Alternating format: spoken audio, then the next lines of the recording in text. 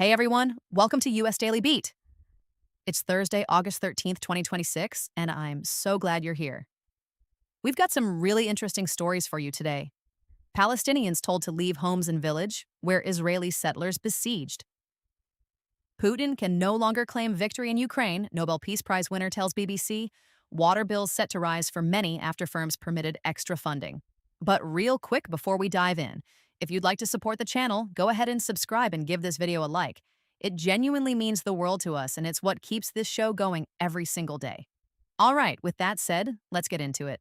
So, first up today, we're looking at world news. In the occupied West Bank, a tense situation is unfolding in the village of Kuzra, where the mayor says Israeli troops have been telling families to leave their homes after Israeli settlers surrounded and besieged houses there. According to that local account, some of those homes are then being used by troops as barracks. That is a huge development because it means a confrontation that began with settlers and villagers is now pulling in the Israeli military in a very direct way. Kusra sits in an area where violence between settlers and Palestinians has been a recurring flashpoint for years.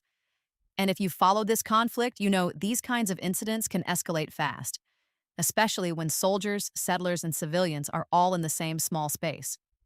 People can end up displaced in their own neighborhood, and that changes the stakes immediately. What we're watching next is whether there's an official military response to the mayor's claims and whether this turns into a broader crackdown or stays localized. For families there, the immediate question is simple. Where do you go when you're being told to leave your own home? Next up, we've got a story from World News. A Nobel Peace Prize winner is putting a very blunt message out there about Russia's war in Ukraine. In an exclusive interview with the BBC's Steve Rosenberg, Dmitry Muratov said Vladimir Putin can no longer really claim victory, arguing that the Kremlin leader can destroy Ukraine, not conquer it. That's a striking line, and it comes as the war enters its fifth year with no clear end in sight. Muratov is not just any commentator. He's one of Russia's most well-known independent voices, and he spent years criticizing the crackdown on dissent in his country. So when he talks about the war, it carries weight, especially because speaking that plainly inside Russia has become incredibly risky. What should we take from this? First, the conflict is not fading into the background, even if headlines come and go.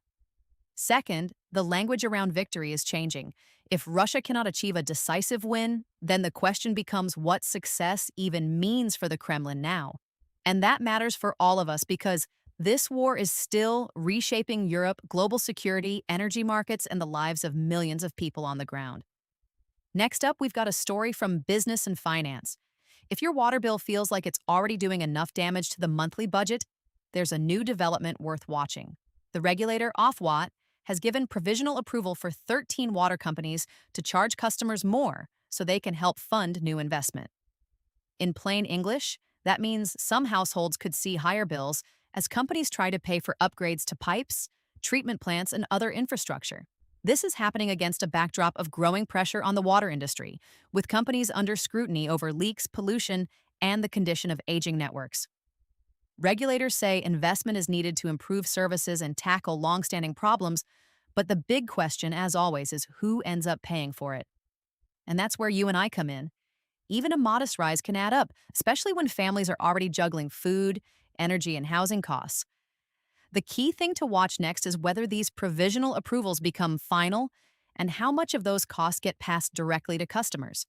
For households, this isn't just about a bill line item, it's about whether the system delivers better service for the extra money. Okay, moving on to business and finance. If you've ever heard the name Harvey Nichols, you probably think of luxury shopping, designer labels, and that very British image of high-end department stores. Well, now it's changing hands.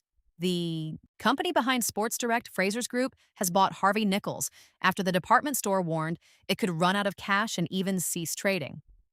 That warning is what makes this sale so important. Harvey Nichols has been struggling for a while in a retail world that's been pretty unforgiving, especially for big stores that rely on foot traffic and expensive city center locations. And for a lot of us, this is another reminder of how much pressure the high street is under right now. Fraser's Group already owns a big mix of retail brands, so the question now is what they'll do with Harvey Nichols. Will they invest heavily and try to revive it, or reshape it into something quite different? That's what we'll be watching next. For shoppers, this could affect everything from store openings to the kind of brands you see on the shelves. For the wider retail industry, it's another sign that survival often means finding a deep pocketed buyer before the doors close for good.